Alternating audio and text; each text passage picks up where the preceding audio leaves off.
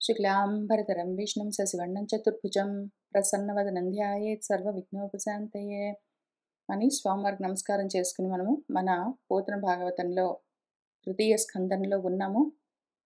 ఇప్పుడు కపిల దేవహూతి సంవాదం అన్న ఘట్టంలో కొన్ని పద్యాలు పోయిన వారం చూసుకున్నాము. పోయిన వారం ముఖ్యంగా మోహం అంటే ఏంటి, మోక్షం అంటే ఏంటి అని చూసుకుని, అసలు మోహం అనే బంధము, మోక్షం అనే విడుదల, బంధమోక్షాలు రెండు లేని వస్తువులు, ఉన్నదంతా నేను అన్న స్థితికి వెళ్ళవలసిన అవసరము ఎందుకు, ఎవరికి అని ఉపనిషత్తు దగ్గర నుంచి మొదలుపెట్టి యోగ వాసిష్టంతో సహా కలుపుకుంటూ చూసుకుంటూ వచ్చాము. కాబట్టి అంతవరకు తెలిసిన తర్వాత ఇప్పుడు మళ్ళీ కిందికి వద్దాము. మన టార్గెట్ పోయిన వారం సెట్ చేసుకున్నాం కాబట్టి టార్గెట్ ఏంటి అంటే, అసలు బంధాలు ఉన్నాయి, అవే మోహాలు. బంధాలను ఏం పిలుస్తున్నానో అవే మోహాలు. రెండు రకాల బంధాలు ఉంటాయి. అహం అన్న బంధము, మమ అన్న బంధము. అహం అన్నది నేను, నేను అనుకుంటూ ఈ శరీరాన్ని చూపిస్తాను.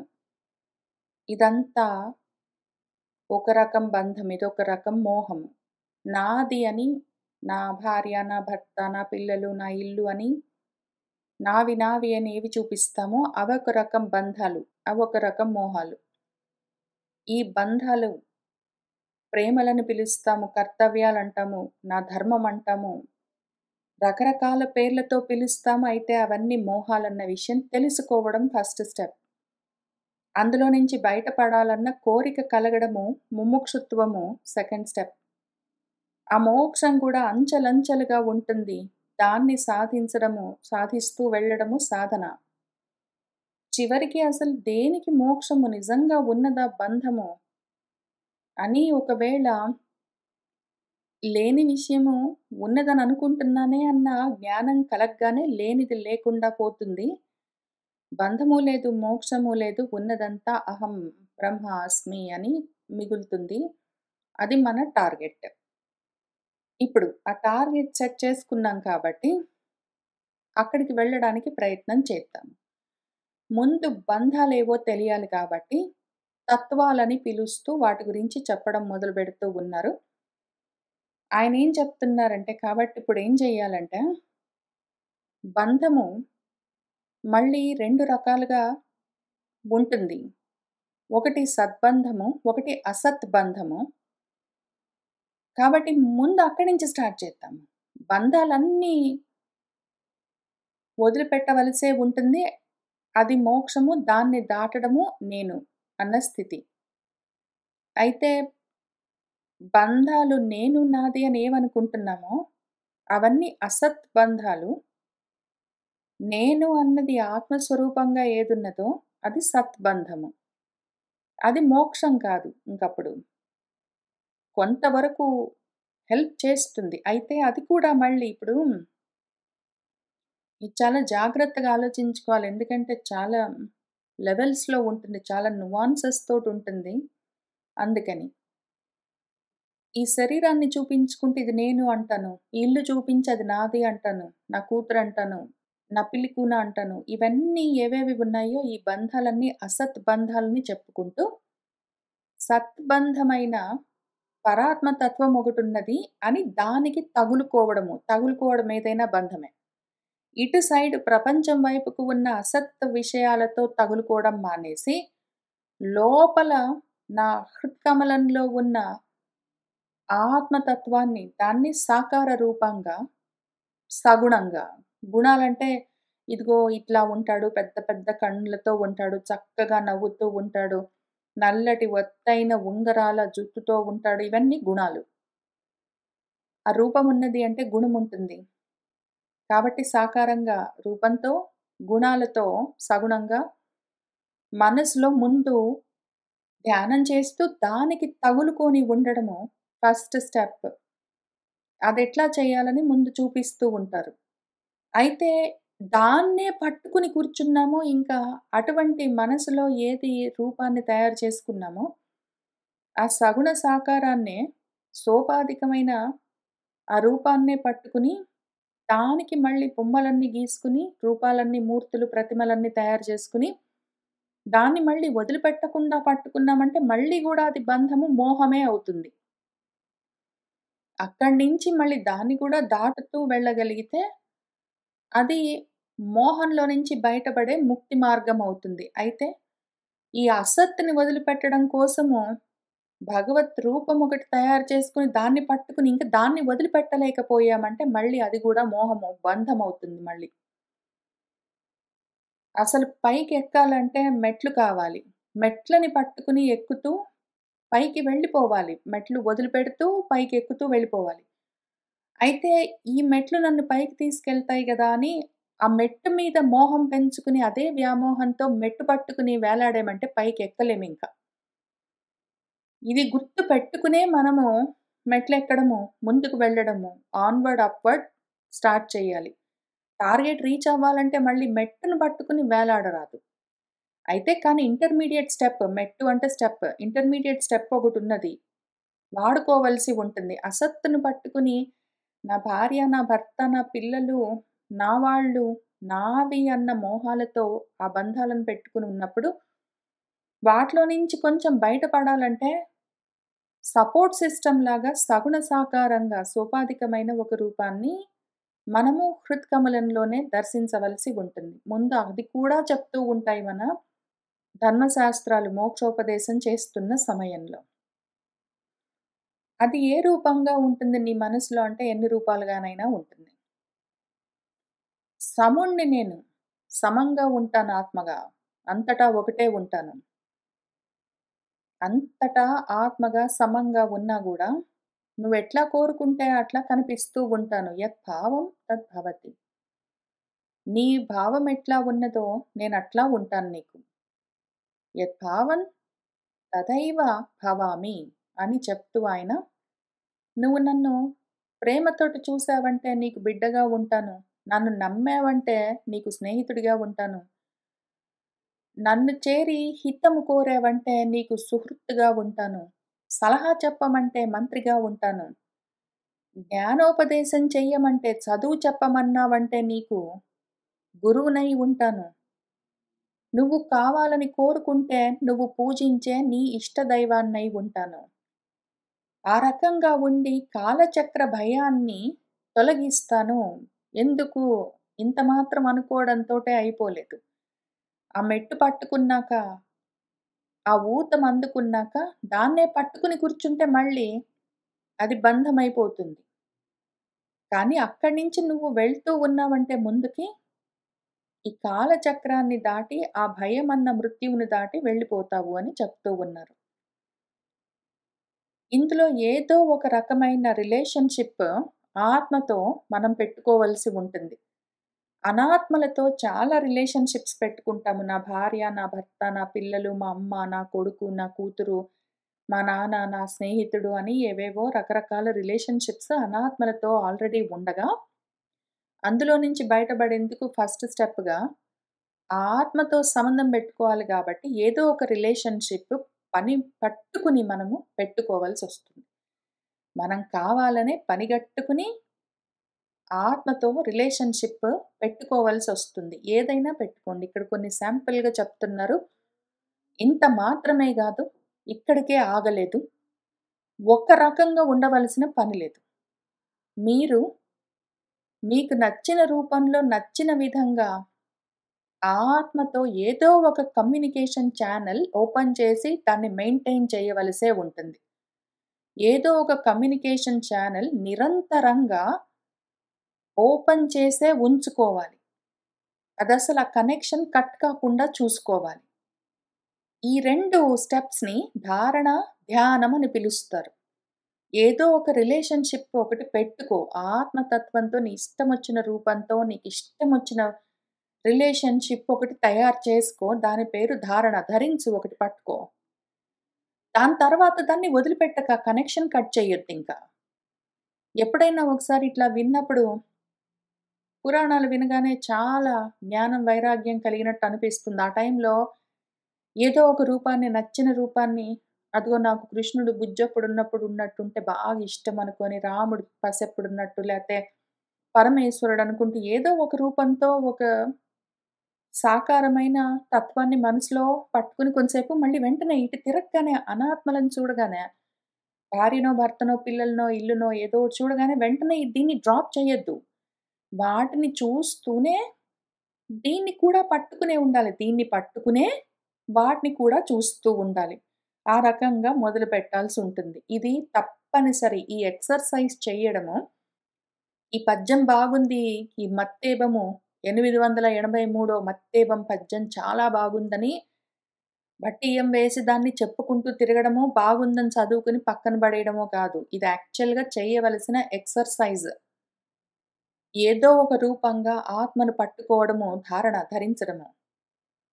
దాన్ని వదిలిపెట్టకుండా అట్లానే పట్టుకొని ఉండడము ధ్యానము. ఈ 2 ఉండాలి. లేకపోతే ఏమవుతుందంటే ఆత్మతో కనెక్షన్ కట్ అయితుంది. అనాత్మతో పెరుగుతుంది. అనాత్మతో తగ్గించుకుంటూ ఆత్మతో పెంచుకోవడం అవసరం గాబట్టి ఎక్సర్‌సైజ్ తప్పనిసరిగా చేయవలసి ఉంటుంది. పైగా అనాత్మతో తగ్గించుకోవడం ఎట్లా తగ్గించుకుంటామంటే వాళ్ళని పట్టించుకోకపోవడం గాదు. వాళ్ళని ఇగ్నోర్ చేయవలసిన అవసరం లేదు. ముందు మనసులో ఆత్మతో ఏదో ఒక రూపంగా సంబంధం పెట్టుకొని దాన్ని వదిలిపెట్టకుండా, మన కూతురితోటో, మన కొడుకుతోటో, భార్యతోటో, భర్తతోటో మాట్లాడుతూ ఉన్న సమయంలో, మనసులో అనుకున్న రూపమే నాకెదురుగా ఈ రూపంలో కనిపిస్తున్నది అన్న ఉద్దేశంతో, ఆ మిగిలిన రూపాలు ఏవైతే బయట భార్యాభర్త, అమ్మా, నాన్న, అక్క, చెల్లెలు, కూతురు, కొడుకు రూపాల్లో ఉన్నాయో, స్నేహితుడు, బంధువు అని ఆ రూపాలన్నింటిలో మళ్ళీ మనసులో కోరుకున్న రూపంగానే చూడడం మొదలుపెట్టాలి. పోయిన వారం నేనిది చెప్పుకుంటూ, స్నేహంతో సుతత్వము, విశ్వాసంతో సఖిత్వము, హితవృత్తితో సుహృత్వము, సుమంత్రోపదేశంతో నిజదేశికత్వము, పూజనీయమైన ఇష్టదైవత్వము వీటన్నిటిలో నాకేంటి ఈయనతో సంబంధము, ఆత్మతో నాకున్న సంబంధమేమి అంటే సుమంత్రోపదేశము చేత నిజ దేశికుడిగా పెట్టుకున్నాను అని చెప్పుకుంటూ వెళ్ళాను. ఇప్పుడు నేనేం చేశాను ఫస్ట్ స్టెప్ ముందు అన్నీ ఎక్స్‌పెరిమెంట్ చేశాను. ముందు అన్నీ ఎక్స్‌పెరిమెంట్ చేశాను. మీకు కొంతమందికి ఒకటి, 2 సార్లు చెప్పుంటాను. కొన్ని సార్లు చెప్పుంటాను. కొంతమందికి ఎక్కువ సార్లు చెప్పుంటాను. నేను ఇట్లానే మనసులో రిలేషన్‌షిప్ ముందు ఫార్మ్ చేసుకున్నాను. నేనసలు చదవడం మొదలుపెట్టినప్పుడు ఇంతకన్నా ముందు నాకు ఇల్లు, పిలికున అన్నీ ఉండేవి. పిలికున నిజంగా లేదు. కానీ అయినా గూడా జనరల్‌గా చెప్తున్నాను. మొత్తం అన్నీ సెటప్ అంతా ఉన్నది మరి. శరీరం ఉంటే దానికి ఉండే సెటప్ అంతా మొత్తం అన్నీ ఉన్నాయి. అప్పుడు ఆ సమయంలో పెద్ద పట్టించుకోలేదు గానీ, నేనసలు ఇవి చదవడం మొదలుపెట్టినప్పుడు అసలు నేను ఈ మార్గం పట్టుకున్న కొత్తలో మొట్టమొదటిగా స్టార్ట్ జేసింది ఇదే పోతన భాగవతం చదవడం తోటే. నేను పోతన భాగవతం చదవడానికి మొదలుపెట్టి, ఆ తర్వాత వెంటనే ఇదిగో ఈ వెబ్‌సైట్ బాబాయ్ గారిది చూసి, ఇది చూసుకుంటూ నేను చదువుకుంటూ ముచ్చట పడి, ఇంత ఆనందం నా ఒక్కదానికే ఎందుకు అక్కడికి ఆపడము, ఇంత సంతోషిస్తున్నాను నేను పంచుకుంటానని తెలిసిన వాళ్ళకి చెప్పడం మొదలుపెట్టి, ఇంక అక్కడి నుంచి ఆగకుండా ఇంత దూరం వచ్చాను. ఇంకా ఎంతో దూరం వెళ్ళవలసి ఉంది. చాలా మెట్లెక్కవలసి ఉంది. కానీ నా ప్రస్థానం ఇక్కడి నుంచే మొదలైంది. ఆ సమయంలో ఏం జేశానంటే, చాలా బంధాలు పెట్టుకున్నాను ఆత్మతత్వంతో. అవి మీకు చెప్పే ఉంటాను. మీకు తెలిసే ఉంటుంది బహుశಃ. ఒకటేంటంటే, నాకిష్టమొచ్చినప్పుడు, కావాల్సినప్పుడు, అనిపించినప్పుడల్లా, అదిగో పంచవటిలో రామచంద్రమూర్తి, సీతమ్మ తల్లి ఎక్కడున్నారో వాళ్ళు చిన్న పర్ణశాల వేసుకుని, అక్కడో పక్కన మంచ పైన ఆంజనేయ స్వామి, అక్కడ లక్ష్మణ స్వామి ఉన్నారు. నేను, నా కూతురు ఆ పక్కన పంచవటి అంటే 5 వటవృక్షాల మధ్యలో వాళ్ళు పర్ణశాల కట్టుకున్నారు.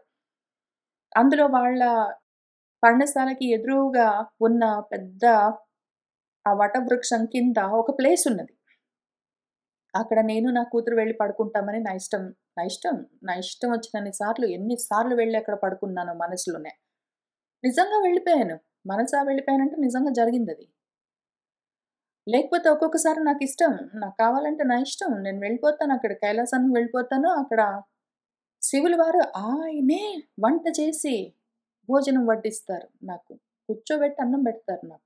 అందరూ ఉంటారు అక్కడ. అమ్మవారు ఉంటారు, వినాయకుల వారు ఉంటారు, అందరూ ఉంటారు. వాళ్ళు నన్నక్కడ కూర్చోబెట్టి అందులో అందరూ ఉన్నా కూడా అందరూ విస్తరాకులు కడుతూ ఉంటారు. లైక్ నేను గూడా వినాయకుల వారితో కలిసి, కుమారస్వామితో కలిసి, నంది వాళ్ళతో కలిసి నేను గూడా విస్తరాకులు తయారు చేసి అట్లా చేస్తాను. నా ఇష్టముంటే మిమ్మల్ని అందరిని తీసుకెళ్తాను.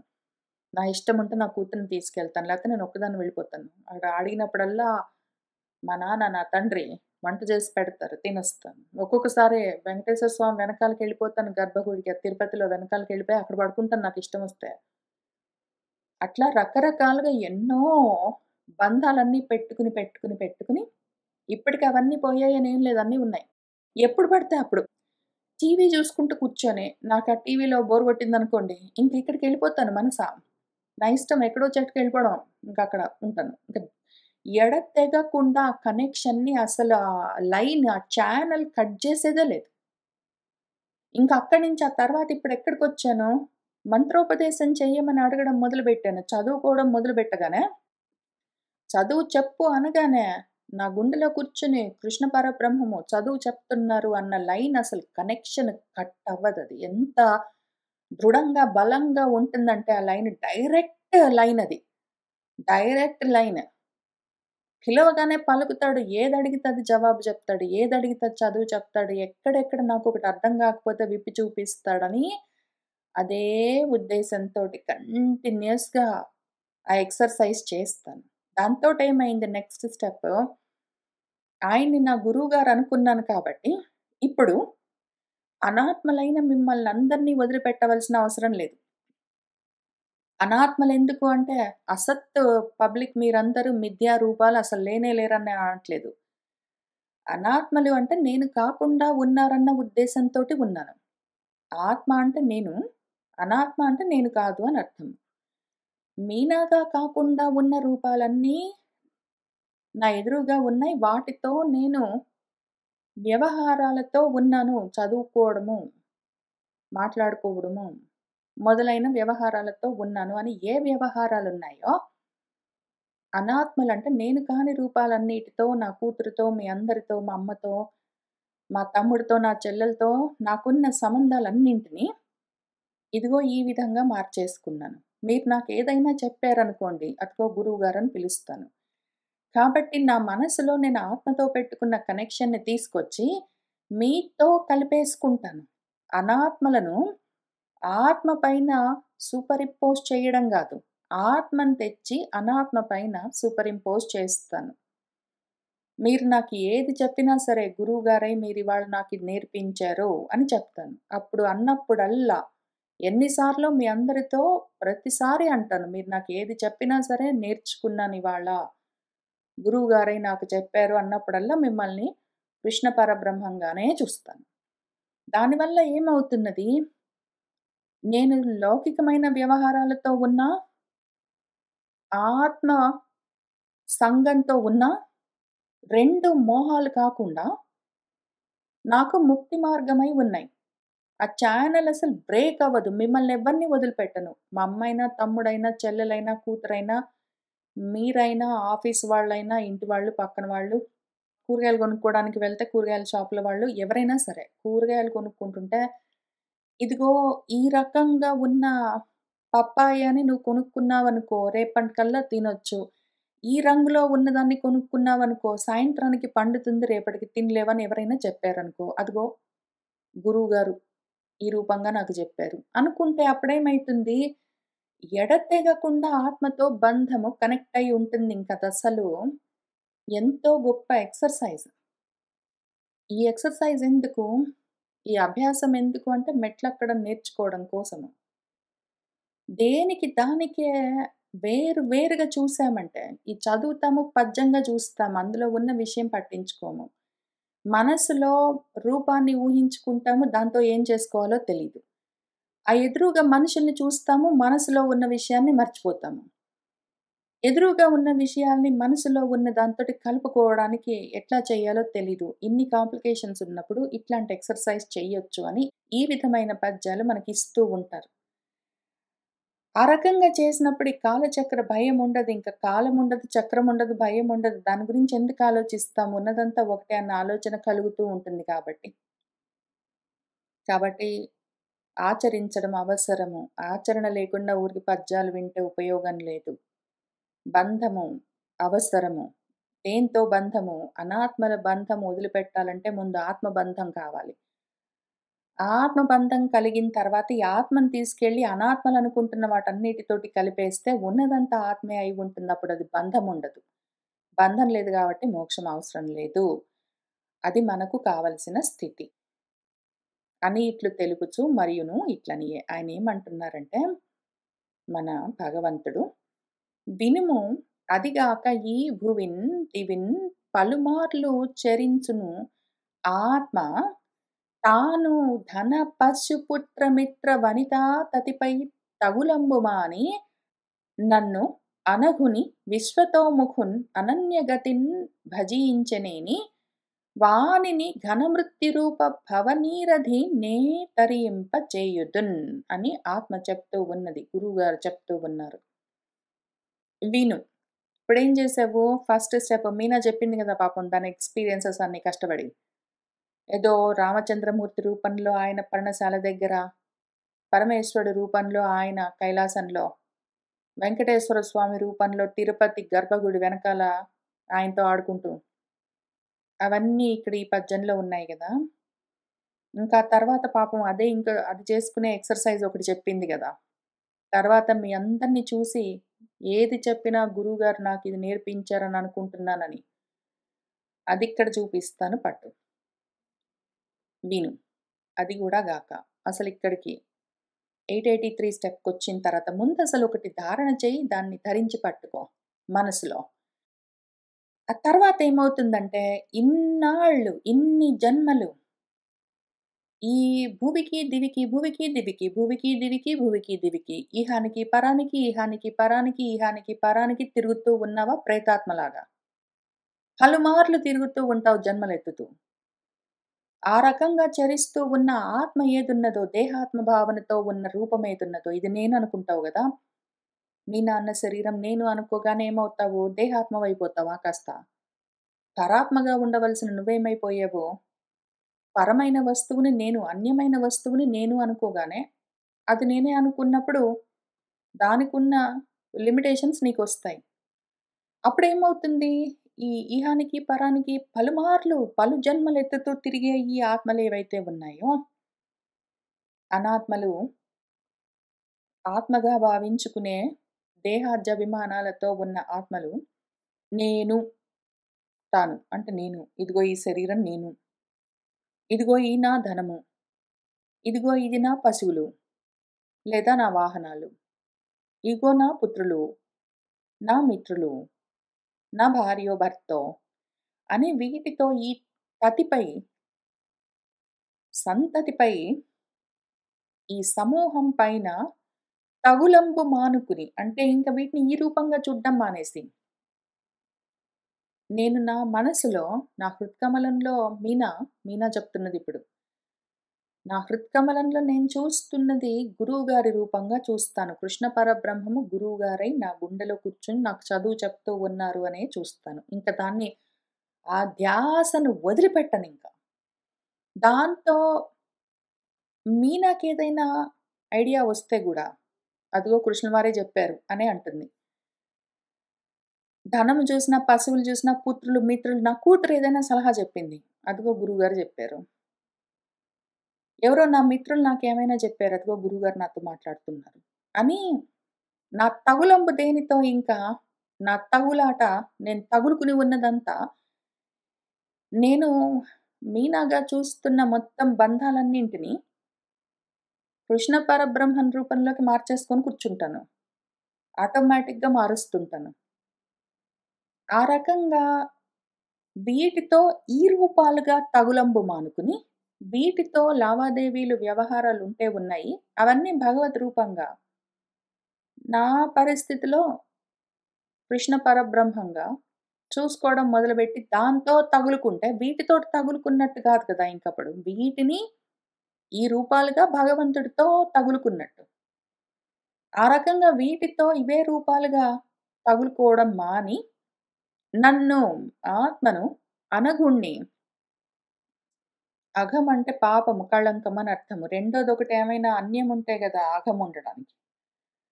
అన్యమన్నది లేని విశ్వతోముఖమై ఉన్న నన్ను అనన్య గతిని నేను కాక వేరేది లేదు అన్న ఉద్దేశంతో భజించనేని చేరాడంటే, వాడు లోపల చూసుకుంటే భగవంతుడినే చూసుకుంటుంటాడు నిరంతరము. కంటిన్యూయస్‌గా. బయట ఎవడితోటి మాట్లాడుతున్నా, ఈ లోపల చూస్తూ ఉన్న భగవంతుడే ఈ రూపంగా ఎదురుగా కనిపిస్తున్నాడు, మాట్లాడుతున్నాడు అనుకుంటాడు నిరంతరంగా. వాడెక్కడున్నా వాడికి లోపల బయట ఇదే కనిపిస్తూ ఉంటే వాడు ఆ రకంగా అనుకోవడము ముందు ఇనీషియలీ ప్రాక్టీస్ చేస్తే అది తర్వాత అలవాటుగా మారితే అభ్యాసంగా, ఆ రకంగా వాడు లోపల బయట అదే తత్వాన్ని భజించనేని, చేరనేని భజించడం అంటే చేరడం. విభజించడం అంటే దూరమైపోవడం. భజించడం అంటే దగ్గరికి రావడం. ఆ రకంగా వచ్చాడంటే, భజించడం అంటే కూర్చొని రామ రామ రామ రామ అని భజనలు చేయడం గాదు. భజించడం అంటే దగ్గరికి రావడం అని అర్థం. ఆ రకంగా వస్తే వాణ్ణి ఘనమైన మృత్యు రూపంలో ఉన్న ఈ భవములు జన్మలన్న నీరధి సముద్రాన్ని, సంసార సాగరాన్ని మృత్యు రూపంగా ఉన్న ఈ సంసార సాగరాన్ని నేనే తరింపచేస్తాను. ఎందుకు? అనన్యము. అన్యముంటే గదా! వేరేది లేదు అంటే, మృత్యు ఎందుకుంటుంది? ఆ అజ్ఞానం పోతే. భేద బుద్ధి ఉండడమే, అన్యము చూడడమే మృత్యువు. రెండోది లేదు అంటే మృత్యువు లేదింక. ఆ రకంగా వాడు దాటిపోతాడు. ఏమి దాటిపోతాడు? దాటవలసినది ఉన్నది అన్న అజ్ఞానాన్ని దాటిపోతాడు వాడు. మోక్షమన్నది ఒకటున్నది, అది కావాలి అన్న అజ్ఞానాన్ని దాటిపోతాడు. అట్లా చేయగలను. అట్లా చేస్తాను. ఈ 2 చేయాలి. 2 స్టెప్స్.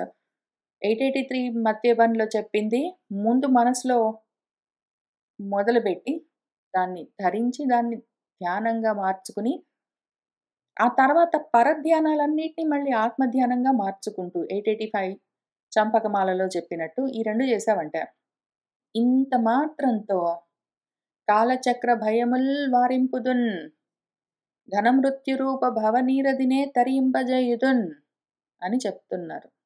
ఇది అసలు ఇనీషియల్ ఎక్సర్‌సైజ్. దీని పేరే ఆచరణ. ఆచరణ మొదలుపెట్టాలి. ఆచరించడం మొదలుపెట్టాలి. అప్పుడు దాంతోటేమైతుందంటే కొంచెం కొంచెము మనలో కలుగుతున్న మార్పులు మనకు తెలుస్తూ ఉంటే ఆ రుచి కలుగుతుంటుంది.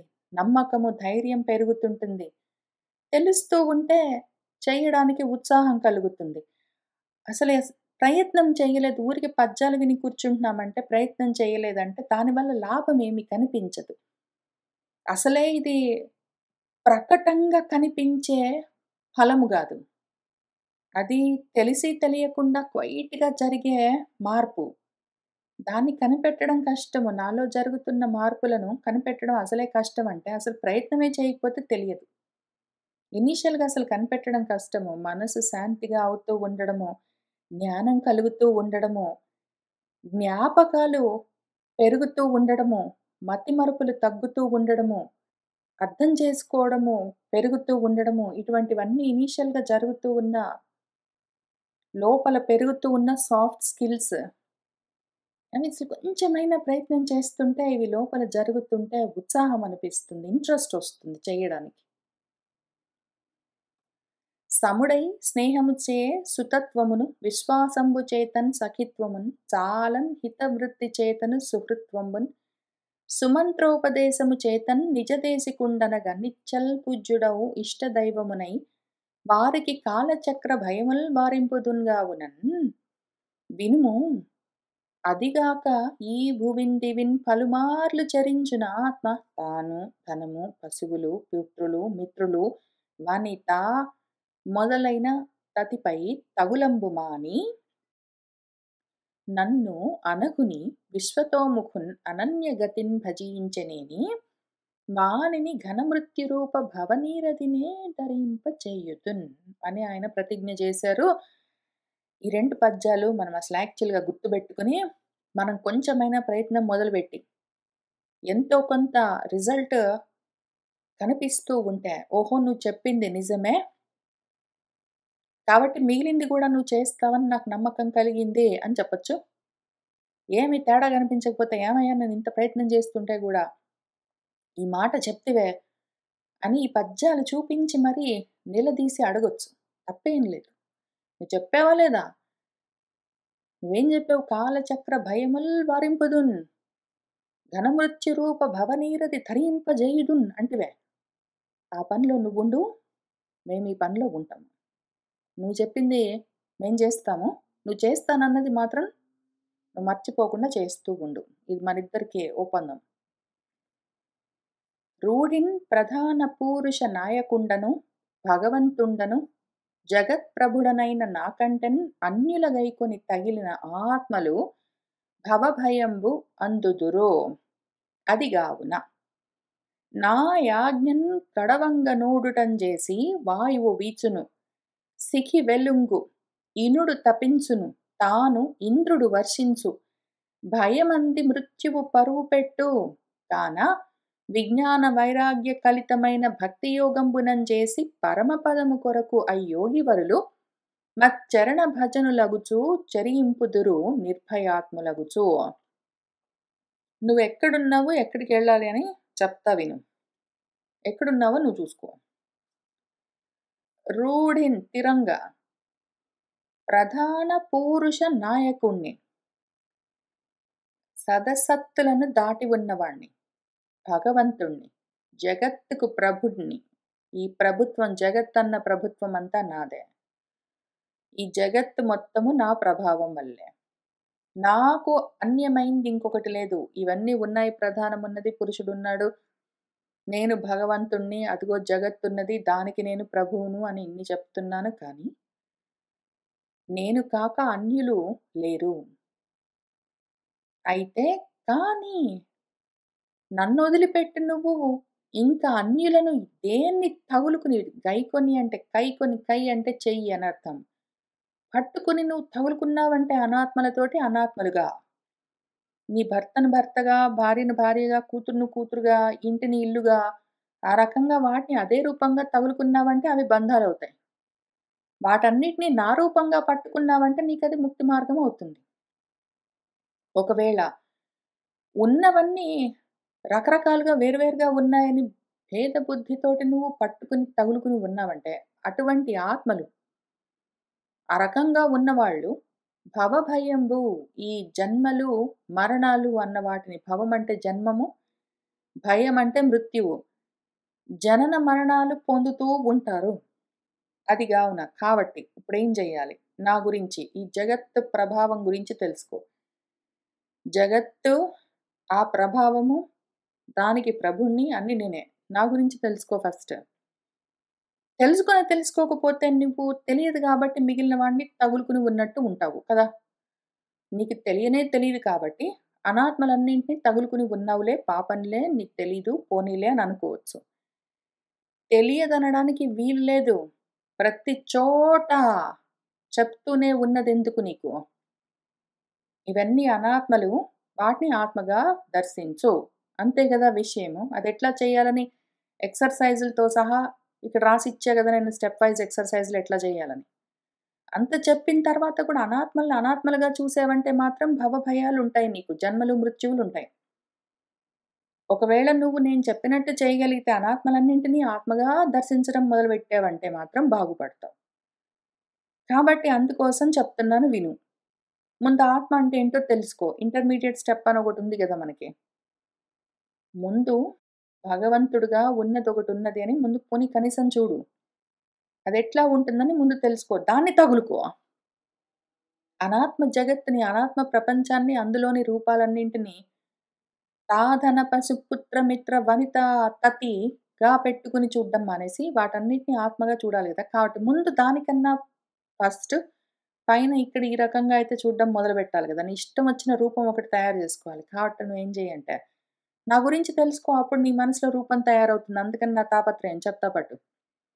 నా ప్రభావం ఎంత అంటే, నా ఆజ్ఞ కడవంగ నోడుటంజేసి, నా ఆజ్ఞను అతిక్రమించలేక వాయువు వీస్తూ ఉంటుంది.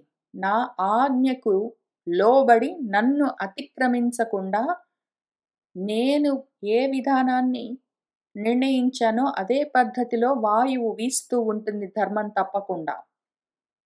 నేను ఏ ఆజ్ఞను తయారు చేశానో నా శాసనాన్ని అనుసరించి శిఖలతో ఉన్నది అగ్ని వెలుగుతూ ఉంటుంది. నా ఆజ్ఞను అనుసరించి దాన్ని దాటే శక్తి లేదు కాబట్టి, నన్ను ఉల్లంఘించే అవకాశం లేదు గాబట్టి, దానికి లోబడి ఈనుడు అంటే నడిచేవాడు అని అర్థం. ఆకాశంలో నడుస్తూ ఉండేవాడు. సూర్యుడు తాను తపిస్తూ ఉంటాడు ఆకాశంలో. ఇంద్రుడు తాను వర్షిస్తూ ఉంటాడు నా ఆజ్ఞ ప్రకారం. మృత్యువు కూడా భయపడి అంటే మృత్యువుకు కూడా మృత్యువుంటుంది. అది కూడా నా ఆజ్ఞననుసరించి పరుగు పెట్టు నడుస్తూ ఉంటుంది. ఆకాశంలో సూర్యుడైన, జీవుల్లో మృత్యువైన, కాలుడైన ఏదైనా నన్ననుసరించి పరుగెడుతూ ఉంటాయి. నేనెట్లా నిర్ణయించానో అట్లా చేస్తూ ఉంటాయి. తెలుస్తుందా నేను చెప్తున్నది? దానివల్ల ఇప్పుడేమైంది? నువ్వు ఆకాశంలో సూర్యుడిని చూస్తే, ఓహో! ఎవరి ఆజ్ఞననుసరించి ఈ సూర్యుడు తిరుగుతున్నాడు అని ఆ సూర్యుడిని గాదు, సూర్యుడిని నడిపిస్తున్న నా మీద మనసు పెట్టుకోవచ్చు కదా! నీకు ఎక్సర్‌సైజ్ చెప్తున్నాను. మానసికంగా నువ్వు చేయవలసిన ఎక్సర్‌సైజ్ సూర్యుడిని చూడు, నువ్వు సూర్యుడిలో భగవంతుడిని చూడు అనగానే సూర్యుడిని పట్టుకొని సూర్యుడికి పూజలు చేయడం గాదు. మెట్టు చూపించి దాన్నెక్కి దాటు అంటే మెట్టు పట్టుకొని వేలాడటం గాదు. అగ్నిని చూసావా? అగ్ని నా స్వరూపం అనగానే అగ్నికి పూజలు చేయడం గాదు. అగ్ని రూపంగా ఉన్న నన్ను పట్టుకో అని అర్థము. అగ్నిని పట్టుకో అని గాదు. ఇంద్రుడిని చూసావా? వర్షిస్తున్నాడు అనగానే మబ్బుల్ని పట్టుకొని ఇదిగో శరదృతువు వచ్చిందని పండగలు చేసుకోవడం, వర్షాకాలం వచ్చిందని పండగలు చేసుకోవడం గాదు. ఆ రూపంగా ఉన్న నన్ను చూడు, నన్ను తగులుకో ఆ రూపాన్ని పట్టుకోవడం గాదు. గాలి వీస్తూ ఉంటే నీలో ప్రాణవాయువుగా వీస్తూ ఉన్నదేంటి? నా స్వరూపమే అని దాన్ని ఆ రకంగా పట్టుకో. గాలిని పట్టుకోవడం, ఫ్యానుని పట్టుకోవడం, ఏసీని పట్టుకోవడం, విసనకర్రను పట్టుకోవడం గాదు. వాటికి పూజలు చేయడం గాదు. ఏదో ఇవన్నీ చూసావా అనగానే ఆ రూపాల్లో పట్టుకొని పూజలన్నీ మొదలుపెట్టావనుకో, నేను చెప్తున్నది మెట్టు పట్టుకొని కూర్చున్నట్టు తయారవుతుందింకప్పుడు. ఈ అష్టమూర్తులుగా ఉన్నది మొత్తం నా స్వరూపాలే అని చెప్పగానే, అష్టమూర్తులకి మళ్ళీ గుళ్ళన్నీ కట్టి నువ్వు పూజలన్నీ మొదలుపెట్టావనుకో, నేను చెప్తున్నదేంటో నువ్వు విని అర్థం చేసుకుంటున్నదేంటి? నేను చెప్తున్నది ఈ రూపాలుగా ఉన్నది ఏదై ఉన్నదో ఆ తత్వాన్ని పట్టుకో అంటే వీటన్నిటిని ఆత్మగా దర్శనం చెయ్యి అని నేర్పిస్తున్నాను. ఆ రకంగా పట్టుకో వాటిని. సరేనా? ఎవరైనా చనిపోయారనుకో, నా ఆజ్ఞ ప్రకారమే వాళ్ళలో ఆ మృత్యువు పరుగు పెడుతూ ఉన్నదంటే ప్రవర్తిస్తూ ఉన్నది అని చూడు. ఎవరైనా చనిపోతే ఓహో! ఎవరి ఆజ్ఞ ప్రకారము ఈ రూపము, దాని ధర్మం ప్రకారం ఆ కాలమొస్తే ఆగిపోయిందో, ఆ తత్వం ఏమై ఉన్నది అని ఆలోచించు. భగవద్గీత అంతా మొత్తము కృష్ణార్జున సంవాదం చెప్పిందెందుకు? భగవద్గీత అంతా టేప్ రికార్డర్‌లు, క్యాసెట్‌లన్నీ పెట్టుకొని ఘంటసాల గారు పాడిన పాటంతా 1 అవర్ వింటావు. ఏమర్థమైంది? ఎవరైనా చచ్చిపోయారంటే గొల్లుమని ఏడుస్తావు. నీకు అర్థం అవ్వాల్సిందేంటక్కడ? నీకోసమే గదా! భగవద్గీత అంతా చెప్పి, దాన్ని మళ్ళీ ఘంటసాల గారితోటి గంట సేపు పాటంతా పాడించి, మళ్ళీ గరుడ పురాణంలో మొత్తం జెప్పించి, కనీసం కొన్ని సెక్షన్స్ అయినా చదువు అని బలవంతంగా నేర్పించి ఇన్ని జేస్తున్నదెందుకు? ఎవరి ఆజ్ఞకు లోబడి, ఎవరి ఆజ్ఞను శిరసావహించి, అనుసరించి కాలము నడుస్తూ ఉన్నదో, దేహము దాని ధర్మాన్ని పాటిస్తూ ఆ కాలానికి ఆగిపోయిందో, ఆ ధర్మానికి నువ్వు నమస్కారం చెయ్యి. దాన్ని తెలుసుకో. దాని గురించి ఆలోచించుకో. పడిపోయిన దేహాన్ని జూసి ఏడవడం గాదు. దేహము దాని ధర్మానికి అది ఆగిపోయిందంటే, ఏ ఆజ్ఞననుసరించి ఈ ధర్మం అది పాటిస్తున్నది అని, ఆ ఆజ్ఞాపిస్తున్న శాసకుడి గురించి ఆలోచించు. కాబట్టి కాన విజ్ఞాన వైరాగ్య కలితమైన భక్తి యోగంబునంజేసి ఇది జ్ఞానము. నువ్వు సూర్యుడిని చూస్తే, సూర్యుడు ఆకాశంలో నడుస్తున్నాడంటే ఎవరి శాసనాన్ని అనుసరించి అని ఆలోచించావనుకో, ఈ అనాత్మ పైన ఆత్మను ప్రొజెక్టింగ్ చేస్తూ ఉంటావు. అప్పుడు నువ్వు ఆత్మగా ఈ అనాత్మని దర్శిస్తావు. అనాత్మని అనాత్మ తీరుగా పట్టుకోవడం గాదు. ఆ రకంగా ప్రతిది నువ్వు జ్ఞానంతో పట్టుకోగలిగితే, అప్పుడు వీటిని అనాత్మలుగా వదిలిపెడతావు. అనాత్మ భావాన్ని వదిలిపెట్టడం వైరాగ్యం. ఆత్మ భావాన్ని పట్టుకోవడం జ్ఞానం. జ్ఞాన వైరాగ్యాలంటే ఏంటి? ప్రతిదాన్ని అనాత్మని చూసి నేను నాది అన్న మోహంతో పట్టుకోవడం గాదు. ఆ మోహాన్ని వదిలిపెట్టడం వైరాగ్యం. నా కూతురన్న మోహం, మా అమ్మ అన్న మోహం, ఇవి ఇంత మాత్రమే ఉన్నాయి. ఇవి నావి, ఇది నేను అనుకున్న మోహాలు వదిలిపెట్టడం వైరాగ్యం. అవే రూపాలను చూస్తూ వాటిని ఆత్మగా దర్శించడం జ్ఞానం. ఈ రకంగా విజ్ఞాన వైరాగ్యం, జ్ఞాన వైరాగ్యాలతో కూడి ఉన్నది భక్తి యోగం. భక్తం అంటే సక్తం, కలిసి ఉండడం, తగులుకుని ఉండడం. నువ్వు దేనికి తగులుకోవాలి? సాధన పశుపుత్ర మిత్ర వనిత తతి అంతటితో ఇంక అదే రూపంలో తగులంబు మానుకోవాలి. అది బంధము, అది మోహము. అయితే దేన్ని చూసినా సరే ఆత్మగా ఒకవేళ పట్టుకోగలిగితే అది భక్తి. అది మళ్ళీ భక్తే. ఇది గూడా భక్తే. నా కూతురంటే నాకు పరమ భక్తి, ఆసక్తి ఉంటుంది. దాంతో తగులుకుని ఉంటాను. ఆ ప్రేమ ఉంటుంది, బంధం ఉంటుంది, మోహం ఉంటుంది. దాన్ని ఆత్మరూపంగా ఒకవేళ తగులుకుని ఉన్నానంటే అది మళ్ళీ భక్తి యోగం అయితుందప్పుడు. ఇంతే విషయము. చాలా కాంప్లికేటెడ్ విషయం ఏం లేదు. ఇంతవరకు నా భార్య, నా భర్త, నా కూతురు నేను అన్నం పెడితే తింటుంది. నాకు కోపమొచ్చిందంటే అది దాని రూమ్‌లోకెళ్ళి కూర్చుంటుంది. లేతే నా స్నేహితుడు ఏదో మాట్లాడుతున్నాడు. నా స్నేహితురాలు ఏదో మాట్లాడింది. ఏదో మీరందరూ నేను చెప్తుంటే వింటున్నారు కాబట్టి ఇంత మాత్రానికే నేనసలు గొప్ప ఆత్మయోగిని, మీరు మహాయోగులు అని ఇన్ని రకాలుగా చూడడం మానేసి, అన్నీ ఒకే రూపంగా నేను ఆత్మరూపంగా ఒకవేళ వెంటనే చూడడం నాకు రాకపోతే, భగవంతుడు కృష్ణ పరబ్రహ్మం రూపంలో కనీసం చూడడం మొదలుపెడితే, అదిగో నా కూతురు రామచంద్రమూర్తి, అదిగో మీరందరూ కృష్ణ పరబ్రహ్మము అనుకోవడం మొదలుపెడితే, లేతే అందరూ అమ్మవారి స్వరూపం, ప్రకృతి స్వరూపంగా, శక్తి స్వరూపంగా ఉన్నారు. శక్తులై ఉన్నారు నా ముందు. ఇన్ని గుణాలతో కూర్చుని ఉన్నారని ఏదో ఓ రకంగా చూసుకోవడం మొదలుపెడితే, అనాత్మలుగా ఆ మోహం వదిలిపెడతానది వైరాగ్యం. ఆత్మగా పట్టుకుంటాను. అది భక్తి, యోగం, జ్ఞానం. దాంతో పరమపదం కోసము కావలసిన యోగ్యత లభిస్తుంది. అటువంటి స్థితి కోసము ఆ యోగి వరులో మత్ చరణ భజనులగుచూ చెరియింపుదురు. నా చరణాన్ని, ఆచరణను పట్టుకుంటారు. నేను ఎందుకు చేస్తాను? నాకేం అవసరము? అవాప్త సర్వకాముణ్ణయి ఉండి కూడా, అవాప్త సకల కాముణ్ణయి ఉండి గూడా నేను కర్మలెందుకు జేయవలసి వస్తుంది అంటే, నా ఆచరణలు చూసి నన్ను భజించేవాళ్ళు అంటే నన్ను తగులుకుని ఉండేందుకు అవకాశం ఉంటుంది. రాముడెట్లా ప్రవర్తించాడు? కృష్ణ పరబ్రహ్మం ఎట్లా ప్రవర్తించారని చూసుకుని, ఆ రకంగా భజించి అంటే నన్ను చేరి, విభజించి నాకు విభాగమై విడిపోయి నా నుంచి గాదు. నన్ను చేరుకుని నన్నెట్లా చేరుకుంటారు? నా ఆచరణలు చూస్తారు గదా! నేనేం ఆచరించానో చూసి, ఆయనట రావణాసురుడిని సంహారం జేశారట. కరదూషణాదులను 14,000 మందిని ఒకటేసారి సంహారం జేశారట. అని ఇవన్నీ ఆచరణలు చూస్తూ ఉంటే, దాంతో ఏం తెలుస్తూ ఉంటుంది? మనసు తెలిసినా తెలియకపోయినా ముందు తగులుకుంటుంది దాంతో. ఆ రకంగా తగులుకోవడము భజనము, భక్తము, భక్తి, ఆసక్తి, సక్తము. ఆ రకంగా వాళ్ళు చరిస్తూ ఉంటారు. యోగివరులు అందుకని ఏం చేస్తారు? ఎక్కడి దాకొచ్చాం మనము? ఫస్ట్ ఇక్కడ 883లో ఒక రూపాన్ని తయారు చేసుకున్నాము. దాన్ని ధరించాము ధారణ. దాన్ని వదిలిపెట్టకుండా పట్టుకున్నాము ధ్యానం. పొద్దస్తమానం గుండెల్లో గురువుగారు కూర్చున్నారని నేననుకున్నట్టు మీ ఇష్టం వచ్చింది మీరనుకోవచ్చు. మీకిష్టము, మీకిష్టమొచ్చినట్టు మీరు భావించొచ్చు. భావ దారిద్ర్యం ఉండరాదు. ఇదంతా రూపాన్ని మనసులో తయారు చేసుకోవడము. దాని తర్వాత అదే రూపాన్ని అన్ని రూపాల్లో చూస్తూ ఉండడము 885 చంపకమాలలో. మళ్ళీ ఇక్కడ 886 తేట గీతలో ఏం చెయ్యాలి? ఆ రూపంతోటి ఆగడానికి వీల్లేదు. ఆచరణను కూడా పట్టుకోవాలి.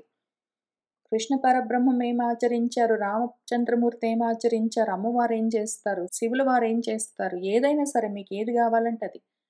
అందుకోసమే ఇన్ని ఆచరణలు, ఇన్ని ఆచరణలు, ఇన్ని ఆచరణలు, అన్ని అవతారాలు ఎందుకు? భజన కోసము, మనము భజించడం కోసం అంటే పోయి తగులుకోవటం కోసం. మన మనసు ఊరికినే ఎట్లా తగులుకుంటుంది ఏమి లేకపోతే. రూపము లేదు, గుణము లేదు, కర్మ లేదు. ఏ ఆచరణ లేదు, ఏ మాట లేదు, ఉలుకు లేదు, పలుకు లేదు. అసలు ఏమీ లేని దాన్ని ఎట్లా పట్టుకుంటుంది మనసు? అదసలు మాట్లాడదు, వినదు, తినదు, పడుకోదు, నడవదు, కూర్చోదు. దాన్నెవరు కాల్చలేరు, దాన్నెవరు ఎండగట్టలేరు, దాన్నెవరు కోయలేరు, దాన్నెవరు హింసించలేరు, అది పుట్టలేదు, అది చావలేదు, అది కదలదు, అది కదులుతుందని ఇన్ని రకాలుగా చెప్తే ఎట్లా పట్టుకుంటారు? ఎంతటి గొప్ప మనసైనా ఎట్లా పట్టుకోగలదు? మనసు పట్టుకోవడము, దీనికి తగులుకొని ఉండడము ఇనీషియల్ ఎక్సర్‌సైజెస్ తప్పనిసరి కాబట్టి, మనసు తగులుకొని ఉండడం కోసమే పైన మనము రూపాలు చూసుకున్నాము. ముందు మనసులో చూసుకో రూపాలన్నీ. తర్వాత బయట అదే రూపాన్ని అన్ని రూపాల్లో చూస్తూ ఉండు. అంతదాకా వచ్చాక ఆచరణను పట్టుకో. రాముడేం చేశాడు, కృష్ణుడేం చేశాడని ఆచరణలు పట్టుకో. అందుకోసమే అవన్నీ ఉన్నాయి. వరాహావతారం ఏం చేసింది అవన్నీ. ముందు ఇనీషియల్లీ ఊరికనే కథగా పట్టుకో పోనీ. తర్వాత నువ్వు తత్వం పట్టుకో. రామచంద్రమూర్తి రావణాసురుడిని సంహారం చేశాడంటే ఏమి? రావణాసురుడంటే ఏమి? 10 తలకాయలంటే ఏమి? 10 ఇంద్రియాలు. వాటిని తొలగించాడంటే ఏమి? ఆ ఇంద్రియాలను దాటిపోవడము. ఆ తర్వాత మనసుని దాటడం. తర్వాత బుద్ధి దాటడం. తర్వాత ఇంకేంటో. ఆ రకంగా ఆత్మయోగ సాధన చేస్తూ ఆయన వెళ్ళారట. ఎందుకు? నాకు చూపిస్తున్నారు ఇట్లా చేయమని. కాబట్టి చేస్తాను అని జ్ఞానంతో పట్టుకో. లేదా ఊరికే కథగా ఇనీషియల్‌గా కథగా పట్టుకో. కానీ అది ఏది పట్టుకున్నా వాటిని పట్టుకొని అక్కడే ఆ మెట్టు మీదే కూర్చున్నావంటే పైకెక్కలేవు. మెట్టు చూపిస్తే మెట్టు పట్టుకొని దాన్ని పట్టుకొని వేలాడరాదు. మెట్టు చూపిస్తే దాన్ని పట్టుకొని ఎక్కుతూ వెళ్ళాలి. ఇంక తర్వాత దాన్ని వదిలిపెట్టాలి. అదిగో అరుంధతి నక్షత్రం చూసావా అంటే కనపడలేదు అన్నావనుకో. దాని పక్కన ఇంకా బాగా పెద్దగా ప్రకాశిస్తున్న ఒక నక్షత్రం కనిపిస్తుందా అని చూపించి, అవును అంటే ఇంక అవును అని దాన్ని పట్టుకొని కూర్చోవద్దు ఇంకా అది అరుంధతి గాదు. దాని పక్కన ఉన్నది అరుంధతి. ముందు వెంటనే నీకు కనిపించట్లేదు కాబట్టి ముందు అరుంధతి పక్కన ఉన్నదాన్ని చూపిస్తారు. కాబట్టి ఇవన్నీ రూపాలు, మాటలు, ఆచరణలు ఇవన్నిటిని పట్టుకొని భజన చెయ్యి ముందు. చేరు వాటి దగ్గరికి. వాటికి విడిపోయి వేరుగా ఉండకు. విభాగం గాదు. భజన గావాలి మాకు. విభజన వద్దు. ఆ రకంగా మన వాళ్ళు యోగి పరులేం జేస్తారు, యోగము, భక్తి యోగం బెట్టుకుంటారు. ఈ రకంగా చరిస్తూ ఉంటారు. ఆచరిస్తూ ఉంటారు. చరిస్తూ ఉంటారు. అంటే ఆచరణ లేచి నడుస్తూ ఉంటారు. మెట్లు ఎక్కడమైనా ఏవైనా సరే చేస్తూ ఉంటే వస్తూ ఉంటాయి. ఊరికనే ఎట్లా జరుగుతుంది? ఇంక వాళ్ళు నిర్భయాత్ములు. వాళ్ళకి భయమేమున్నదింకా? భయం లేదు, మృత్యువు లేదు, మోక్షం లేదు, బంధం లేదు. ఆ రకంగా ఉంటారు వాళ్ళు. రూఢిన్ ప్రధాన పూరుష నాయకుండను భగవంతుండను జగత్ప్రభుడనైన నాకంటెన్ అన్యుల గైకొని తగిలిన ఆత్మలు భవభయంబు అందుదురు. అదిగావున నా ఆజ్ఞ గడవంగ నోడుట చేసి వాయువు వీచును, సిఖి వెలుంగును, ఇనుడు తపించును, తాను ఇంద్రుడు వర్షించు, భయమంది మృత్యువు పరువు పెట్టు. కాన విజ్ఞాన వైరాగ్య కలితమైన భక్తియోగంబునంజేసి పరమపదము కొరకు ఆ యోగివరులు మచ్చరణ భజనులగుచూ చరింపుదురు నిర్భయాత్ములగుచు. గురుభక్తిన్ చిత్తము మత్పరమై విలసిల్లునంత పర్యంతము సత్పురుషులకు ఇహలోకంబున చిరతర మోక్షోదయంబు చేకూరుచుండున్. గురు అంటే బాగా బరువైన గొప్ప భక్తి ఉండాలి. ఎంత గురుభక్తి ఉండాలి అంటే గురువుగారి మీద అంత భక్తి, అంత తగులుకోవడం గురువుగారిని తగులుకోవడం ఇంకా ఎట్లా అంటే అట్లా ఇట్లా గాదు. ఒక క్షణం వదిలిపెట్టేది లేదింక. పొద్దస్తమానం నేనైతే పాపం గురువుగారికి ఒక్క క్షణం ఆయన్ని వదిలిపెట్టేది లే. ఆయనకి విసుగొచ్చినా సరే, ఎప్పుడు జూసినా ఒకరోజు రామాయణం, ఒకరోజు భారతం, ఒకరోజు తెలుగు భాగవతం, ఒకరోజు సంస్కృతం భాగవతం, ఒకరోజు మనుస్మృతి, ఒకరోజు విష్ణు సహస్రము సంస్కృతంలో ఒకటి, శంకర భాష్యం ఒకటి, ఇంక అది గాదు, ఇది గాదు. ఎప్పుడు చూసినా ఒక బుక్ పెట్టుకోవడం. చదువు చెప్పు, చదువు చెప్పు, చదువు చెప్పు, చదువు చెప్పు, చదువు చెప్పు. ఇంక ఎంత భక్తి అంటే తగులుకొని ఉండడమే ఇంక అట్లా ఇట్లా గాదు. పాపము నన్ను తగులుకోరా అని చెప్పినందుకు ఆయనకింత కష్టము. నన్ను వదిలించుకోవడం మీనాను వదిలించుకోలేక అల్లాడుతున్నాడు గురువుగారు పాపం. నా చిత్తము అంత భక్తము. గుత్త గూడా గాదు. గురువుగారి మీద ఇంక ఎంత భక్తమంటే నా చిత్తము. దాని పరమై ఉంటుంది పొద్దస్తమానము. ఆ రకంగా విలసిల్లుతున్నది. ఆయనకి విసుగు పుట్టినా పర్వాలేదు గానీ, గురువుగారికి తప్పించుకొని పోవడానికి గూడా లేదు. పాపం నా గుండెలోనే కూర్చున్నారు. అక్కడ గుడి గట్టి కూర్చోబెట్టా. ఇంకా ఆయన విసుగు పుట్టినా సరే, నేను మాత్రం విలసిల్లుతూ ఉన్నాను. ఆ విధంగా ఉన్నంత పర్యంతము సత్పురుషులకు, సత్మార్గంలో ఉన్న వాళ్లకు ఇహలోకంలోనే చిరతరమైన మోక్షోదయంబు చేకూరుతుంటుంది. ఆ మోక్షం చచ్చిన తర్వాత గాదు. ఇక్కడే ఇప్పుడే ఆ మోక్షము ఉదయిస్తుంది వాళ్ళలో. మోక్షోదయం అవుతుంది. మోహమన్న చీకట్లు తొలగుతూ సూర్యుడిలాగా మోక్షము ఉదయిస్తుంది చిత్తంలోనే. మనసు చిత్తం అవ్వాలి ఇంతకి. అందుకనే మనము అంతఃకరణ చతుష్టయం అని ఒక సెపరేట్ సెక్షన్ పెట్టుకొని కూర్చొని చదువుకొని అర్థం చేసుకున్నది అందుకనే. మనసుగా ఉన్నంత వరకు అది కదిలిపోతుంది అది. ఎక్కువగా దేన్ని పట్టుకోలేదు. అటు ఆత్మను పట్టుకోదు, ఇటు అనాత్మను పట్టుకోదు. అది అయోమయంగా ఉంటుంది. అదొకవేళ బుద్ధిగా ఉన్నదంటే మాత్రము కొంతవరకు పట్టుకుంటుంది. కానీ జ్ఞానం మీద దానికి రతెక్కువ. ఆత్మ రతి తక్కువ. జ్ఞానం మీద రతెక్కువ దానికి. భారతం ఎక్కువుంటుంది దానికి. దానికి ఆత్మారామత్వం తక్కువ. భారతం ఎక్కువుంటుంది. భారతం ఎక్కువుంటే మహాభారతం అంతా బయలుదేరుతుంది. కాబట్టి బుద్ధి గూడా మనకు కష్టమే. అహంకారం ఉంటే అసలు దేనికి పనికిరాదు. అసలు దేనికి లొంగదది. కానీ అదొకవేళ చిత్తమై ఉన్నదంటే మాత్రము అది భగవదాయత్తమై ఉంటుంది.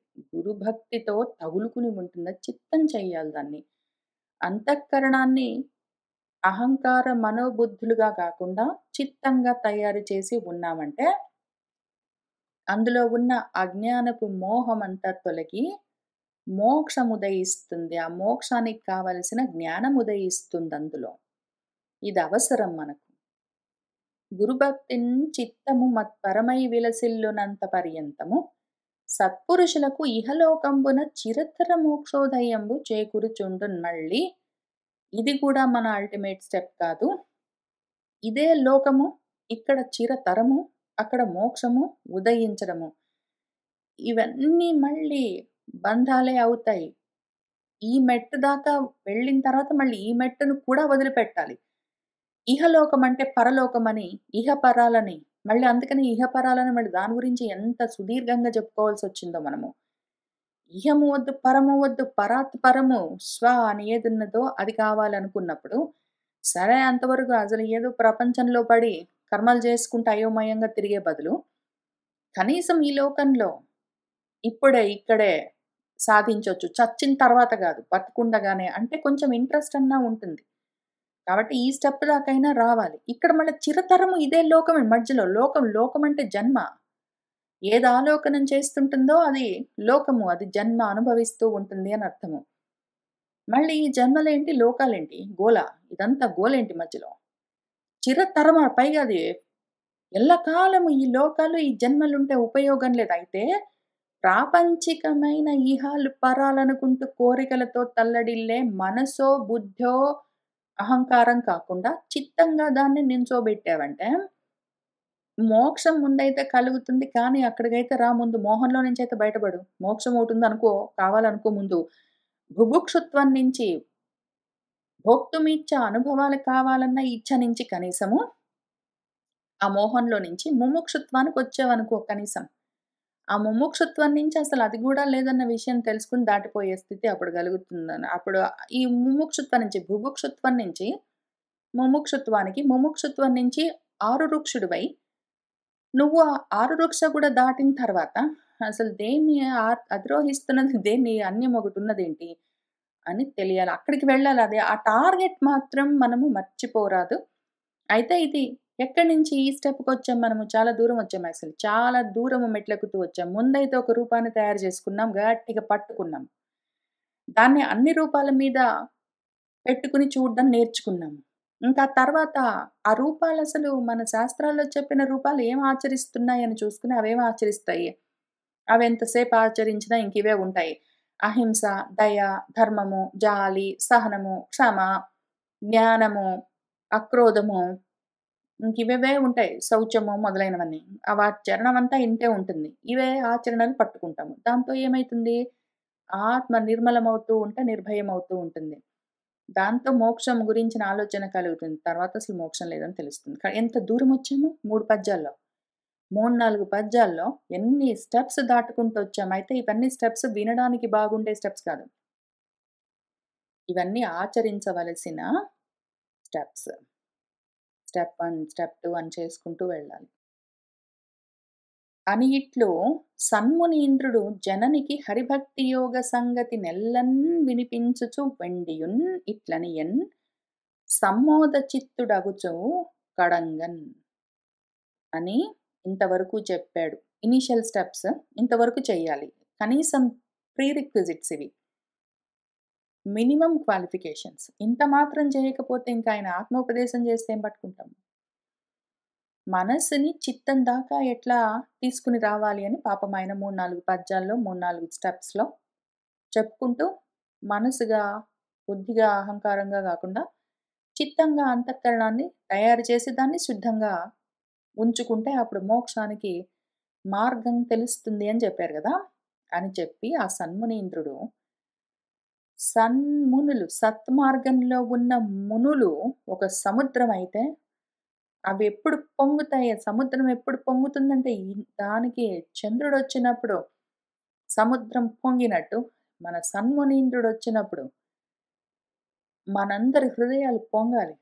ఆ రకంగా ఉన్నవాడు ఆ జననికి వాళ్ళ అమ్మగారికి దేవహూతికి హరిభక్తి యోగ సంగతి నెల్లన్ హరిభక్తి హరి అంటే అన్నింటినీ హరించేవాడు. జన్మలను హరించేవాడు ఎవరున్నారో ఆయనను భక్తము తగులుకొని ఉండడం అంటే ఏంటి? భక్తి అన్న, యోగమన్న ఒకటే. యోగం అంటే యుంజనం తగులుకొని ఉండడం. భక్తి అంటే భక్తము తగులుకొని ఉండడం విభక్తం గాకుండా. ఆ రకంగా దాంతోటి ఇంక అదే పనిగా తగులుకొని ఉండడం అంటే ఇంక అట్లా ఇట్లా గాదు. ఆ రకంగా ఉండడం ఎట్లా అన్న సంగతి మొత్తం జెప్పాడాయన. పాపం చాలా క్లియర్‌గా అసలాయన లోపం లేకుండా, తక్కువ గాకుండా, కొంచెం ఎక్కువగానే ఎన్ని విధాలుగా హరిభక్తితో ఉండొచ్చు. ఈజీగా simple executable steps. Simply implementable steps. చాలా కష్టపడక్కర్లేదు. ఎంతో తాపత్రయపడక్కర్లేదు. ఎంతో ద్రవ్యాన్ని వెచ్చించక్కర్లేదు. ఎంతో కష్టపడి సాధించవలసింది గాదు. సింపుల్‌గా అన్నం తింటూ, మంచినీళ్ళు తాగుతూ, నిద్రపోతూ, లేస్తూ, కూతురుతో మాట్లాడుతుంటూ, చదువుకుంటూ, నడుస్తూ ప్రతి నిమిషము చేయగలిగిన సింపుల్ ఎక్సర్‌సైజెస్ చెప్పాడాయన. దాంతో ఎంత ఘనమైన భక్తి యోగం కలుగుతుందో అసలు ఆశ్చర్యము.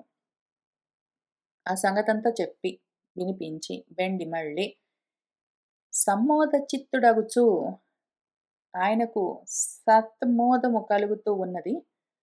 ఆమెతో కడంకన్ ఇంకా చివరికి మళ్ళీ ఇట్లని అని ఈ విధంగా అంటున్నారు. కడకు అంటే చివరికి అని అర్థం. కడ అంటే చివర. ఇంక చివరన ఆయన మళ్ళీ ఇట్లా చెప్తున్నారు. ఆయన ఏం చెప్తున్నారంటే, ఇది చాలా పెద్ద వచనము. మొదలుపెడితే మనము ముగించలేము. తొందరగా చెప్పుకోవాల్సిన అవసరం కూడా లేదు. నెమ్మదిగా ఇన్ని స్టెప్స్ చూసుకున్నాం గాబట్టి, ఇవి ఆల్రెడీ ఆచరించడం మొదలుపెడితే వాటిని ఇంకా దృఢతరం చేసుకొని, తీవ్రతరం చేసుకుంటూ, ఆచరించలేదంటే కనీసం మొదలుపెడుతూ, అసలు ప్రాక్టీస్ చేస్తూ, అభ్యాసం చేస్తూ వచ్చి కూర్చొని వచ్చే వారము. ఆయన ఇంకా తర్వాత ఏం చెప్తున్నారేమి, ఇంతవరకు చేస్తే మనది చిత్తమవుతుంది అంతఃకరణము. అప్పుడు మనము ఆయన చెప్తున్న ఉపదేశానికి సిద్ధమై ఉంటాము. చిత్తము సిద్ధమైందంటే ఆత్మజ్ఞానానికి సిద్ధమవుతుంది. ఇంక తెలుసుకుంటూ వెళ్ళొచ్చు. కాబట్టి ఇవాల్టికి ఇక్కడికి ఆపుతాను. సర్వం శ్రీకృష్ణ పరబ్రహ్మ పాదారవిందార్పణమస్తు.